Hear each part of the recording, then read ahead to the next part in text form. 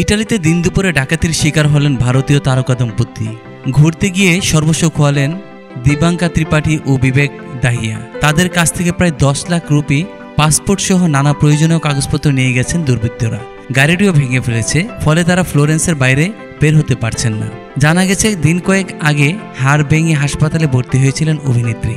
একটু সুস্থ হয়ে স্বামী বিবেক দাহিয়ার সঙ্গে হাওয়া বদল করতে গিয়েছিলেন ইতালি।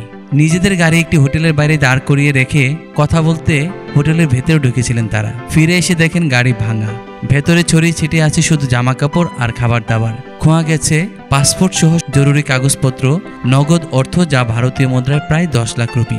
অভিনেত্রীর দাবি, ফ্লোরেন্সের কাছে তারা দিন দুপুরে ডাকাতির শিকার হয়েছেন। স্থানীয় পুলিশের পক্ষ থেকে কোনো সহায়তাও পাননি বলে অভিযোগ করেন।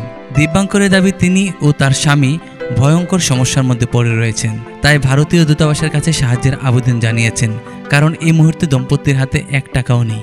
জানা গেছে ওই এলাকায় নাকি সন্ধ্যা 6টার পর থানায় তালা পড়ে যায়। এছাড়া এলাকায় কোনো সিসিটিভি না থাকায় কোনো পদক্ষেপই নেয়নি পুলিশ।